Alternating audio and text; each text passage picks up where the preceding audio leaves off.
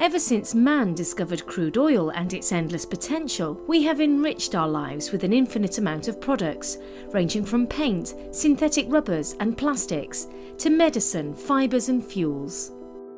Imagine we could maintain our lifestyle while using renewable and environmentally friendly resources instead, providing us with green materials, green energy and green medicine. Such a resource is biomass. For almost any building block for consumer goods, biomass is an affordable, reliable and clean alternative resource. We are depleting at a very fast rate our natural resources and polluting them.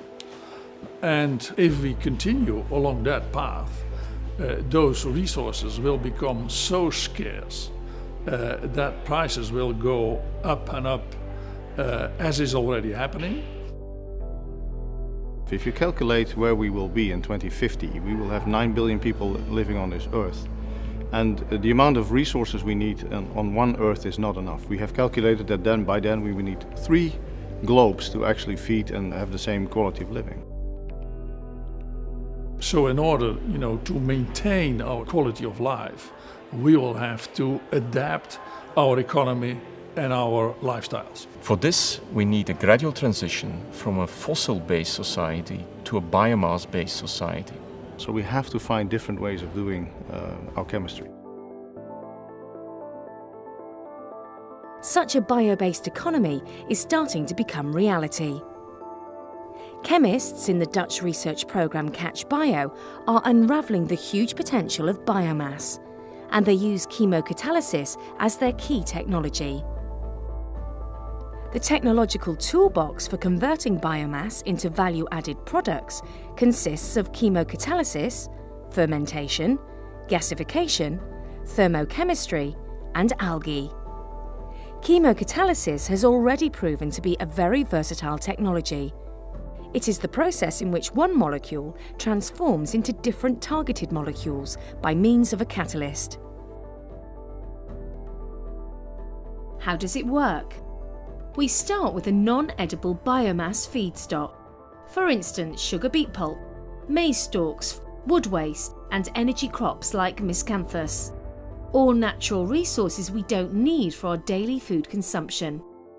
These resources are treated in such a way that they break down into separate molecules, which in turn can be further treated and converted into building blocks for our enormous variety of daily consumer goods. In every step in this process, chemocatalysis is a crucial factor. A catalyst provides an alternative reaction pathway to the desired product, increases the reaction rate, while at the same time consuming less energy, and determines what products are formed. And because the catalyst itself is regenerated, it can be reused over and over again. By using chemocatalysis, chemists create building blocks for fuels and materials, which are comparable to the building blocks created by refining fossil resources. This is called drop-in greenification, enabling the industry to rely as much as possible on its existing infrastructure. So while using biomass as a renewable resource, production can take place against an economically viable market price. To supply the chemicals and materials sector with all the carbon resources it needs to produce our everyday products, biomass is the only alternative to fossil resources. If you do it right, you can produce on the same amount of land, you can produce both food and resources for chemistry. So you make more efficient use of the land than we currently do. In a bio-based society, the CO2 level in the atmosphere stays at a fair balance. Before the biomass is turned into feedstock for the chemical industry, it takes its share of carbon dioxide in order to grow as plants. In the production process, only a part of this CO2 is released into the environment. Plants can recirculate the CO2, and that is a sustainable way to produce chemicals and fuels. We have to move from a linear organization of production processes to a so-called circular approach. A circular or bio-based approach is what chemists in CatchBio are working on. The more knowledge they develop, the faster and cheaper the desired molecules can be made using biomass as feedstock and the right chemocatalyst as key. This is what the public-private consortium of CatchBio is all about. The Netherlands has focused a lot of its research in the valorization of biomass. CatchBio is a very important program to develop the knowledge that is needed in this bio-based economy. We're actively engaged in CatchBio to make sure that the R&D that takes place at CatchBio fits well with what happens in Avantium. But we really can get access to capabilities that we don't have ourselves, and that is what CatchBio brings to the company. Both small and medium-shaped enterprises and multinationals are committed to bringing the bio-based economy a step closer. We're doing a lot. So we're developing technologies to turn biomass, so the agricultural waste products, into renewable resources for chemistries. CatchBio partner Avantium has signed joint develop agreements with the Coca-Cola Company and with Danone for the development of 100% bio-based bottles.